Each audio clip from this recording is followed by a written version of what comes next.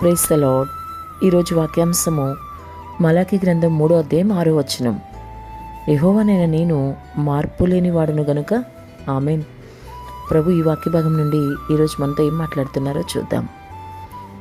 యెహోవానైన నేను మార్పు లేని వాడునని ప్రభు ఎంతో వివరంగా ఖచ్చితంగా చెప్తున్నారు. నిజంగా మార్పు లేని దేవుణ్ణి కలిగి ఉన్న నీవు నేను కూడా ఎంతో ధన్యులం కదా. మరి వింటున్న సహోదరి, ప్రియ సహోదరుడా, ఈరోజు నీకు ఆ విషయం అర్థమవుతుందా? నీవు నీ దేవుని విషయంలో స్థిరమైన అనగా మార్పు లేని భక్తిని చేస్తున్నావా? మాటి మాటికి మారిపోయే విధంగా నీ భక్తి జీవితం ఉందా?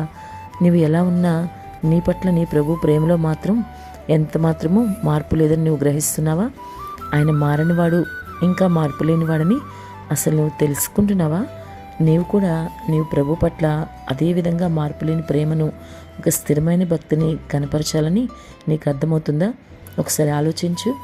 నువ్వు ఏ పరిస్థితిలో ఉన్నా సరే, నీ స్థితిగతులు మారిపోయినా, పరిస్థితులు అనుకూలించకపోయినా, నీ బంధువులు, స్నేహితులు వీళ్ళందరూ కూడా మారిపోయినా, నీ సొంత వారే మారిపోయి నిన్ను విడిచిపెట్టినా, నీ ఆత్మీయులు నిన్ను బయటికి త్రోసేసిన ఎటువంటి పరిస్థితి ఎదురైనా, వ్యతిరేకమైన ప్రతి పరిస్థితిలో కూడా ప్రభు అయితే మార్పు లేనివాడు గనుక నిన్ను హక్కును చేర్చుకుంటాడు. నీ సొంత వారు నిన్ను వదిలేసినా ఆయన మాత్రం విడిచిపెట్టాడు.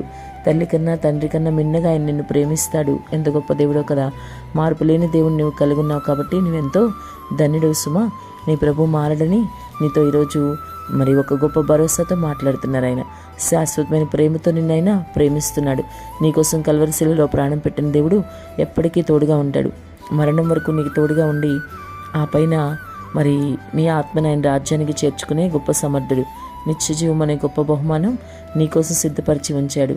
అంతటి గొప్ప ప్రేమతో ఆయన నిన్ను ప్రేమిస్తున్నాడు కనుక నీవు కూడా అదే రీతిగా ఆయన్ను ప్రేమించు.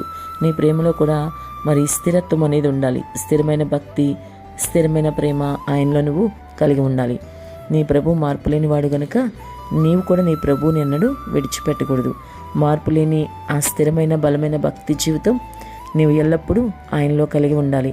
నీ మరణం వరకు కూడా నీవు ఆయనకి నమ్మకంగా సాగాలి. ఆయనతోనే మరణం వరకు కూడా నీ విశ్వాసాన్ని కాపాడుకోవాలి. నిత్యము ఆయనతో ఉండాలని ఒక ఆలోచన, ఆశ కలిగి నీవు జీవించాలి. నీ పట్ల ఆయన ప్రేమ ఎప్పటికీ మారదు. ఎందుకంటే ఆయన మార్పు లేనివాడు గనుక. ఆమేన్.